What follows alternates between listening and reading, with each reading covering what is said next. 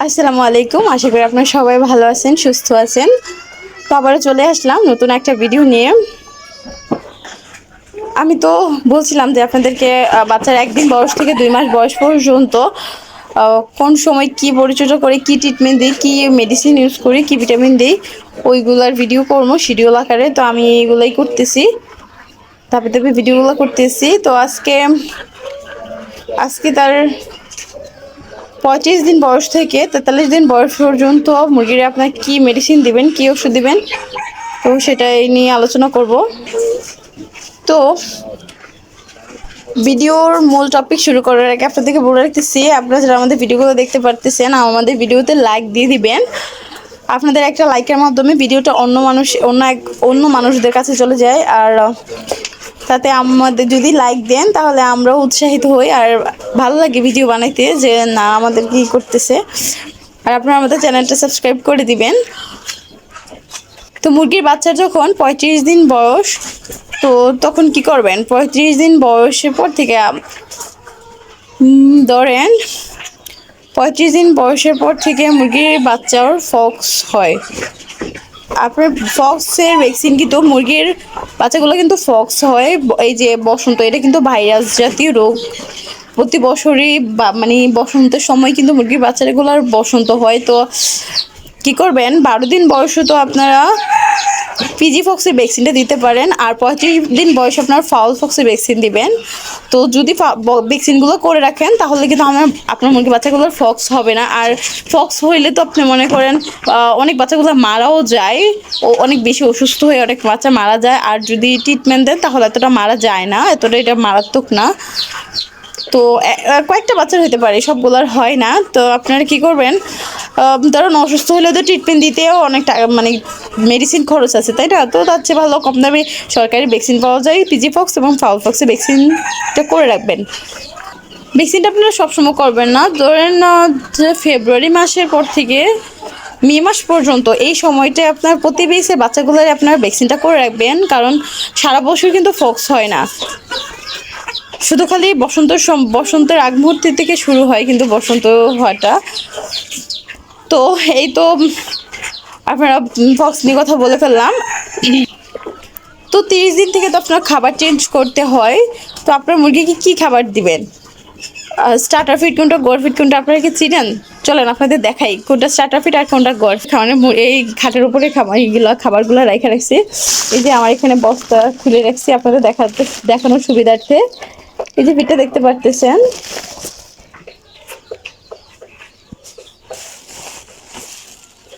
এই যে এটা,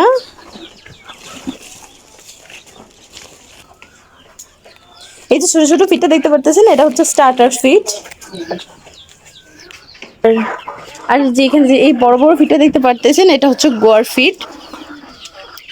তো আমরা তো দেখলেন তো স্টার্টার ফিড আর গোয়ার ফিড কোনটা। তো 1 থেকে 30 দিন পর্যন্ত আপনারা স্টার্টার ফিডটা দিবেন, আর 30 দিন থেকে আপনার 4 মাস পর্যন্ত যারা পালে তারা গোয়ার ফিডটা চালায়। তারপরে যারা প্যারেন্টস করে তারা তো গোয়ার ফিড চালানো শেষে তো তারপরে লেয়ার 1 দেয়।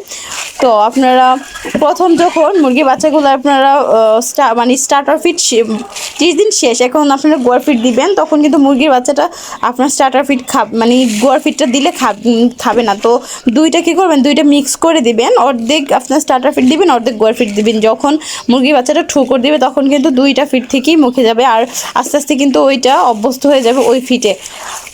আর বয়স বাড়ার সাথে সাথে আপনার ফিড চেঞ্জ কেন করতে হইব, কারণ স্টার্টার ফিড থেকে গোয়ার ফিডে ওইটার প্রোটিনের মাত্রাটা বেশি দেওয়া থাকে।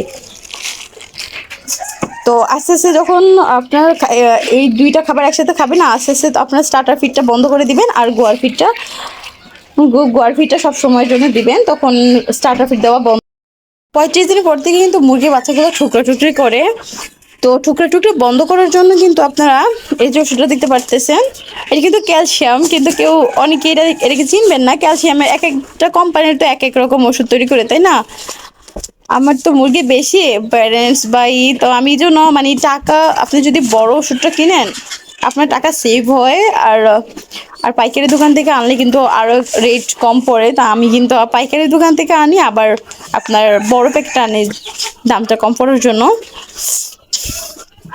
তো আমি আগে ক্যালপ্লেক্স যে ক্যালসিয়াম ওষুধটা ওইটা ব্যবহার করতাম কোম্পানিটা, তারপরে অন্য একটা করছি, এখন এইটা আনছি ফসকেল অ্যাপি। তো এটার সাথে কিন্তু আপনার ফসফরাসও আছে, ফসফরাস, ক্যালসিয়াম, মাল্টিভিটামিন এবং সাইট্রিক অ্যাসিড মানে 3-4টা ভিটামিন কিন্তু আছে। তো মুরগিগুলো যখন টুকরা টুকরি করেন আপনার 35 দিন মানে 30 দিনের পর থেকে আপনি কিন্তু টুকরা টুকরি স্থায়ী সমাধান কিন্তু বন্ধ করতে কি করতে পারেন, ঠোঁট ছেঁকা দিয়ে দিতে পারেন। মুরগি বাচ্চাটা একটু বড় হওয়ার পরে ছেঁকা দেওয়াটাই ভালো, কারণ আমি ছোটবেলা দিছিলাম, তো আমি দেখছি যে মুরগি বাচ্চাগুলো আপনার মানে ভয় পায় যায় আর মারা যায়, মানে একটু অসুস্থ হয়ে যায়, সহ্য করতে পারে না এটা। তো একটু বড় হওয়ার পরে আপনারা মুরগি বাচ্চাগুলো ঠোঁট সেঁকা দিবেন। ঠোঁট সেঁকা তো স্থায়ী সমাধান। আর বেশি ঠোকরা ঠুকরি হলে আপনারা ক্যালসিয়াম দিতে পারেন।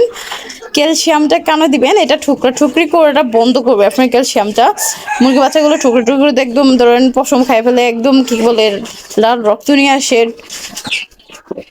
তো টুকরা টুকরি বন্ধ করতে আপনারা ক্যালসিয়ামটা ইউজ করবেন। আর স্থায়ী সমাধান পেতে তো আপনারা ঠোঁট ছাঁকাই দিয়ে দিবেন, 1 মাস পরেই ছাঁকা দিবেন আমার মতে, কারণ 1 মাস পরে দিলে বাচ্চাটা একটু বড় হয়। 30-35 দিনের মধ্যে দিবেন, বাচ্চাটা একটু বড় হবো, তখন আর কোনো সমস্যা হইব না।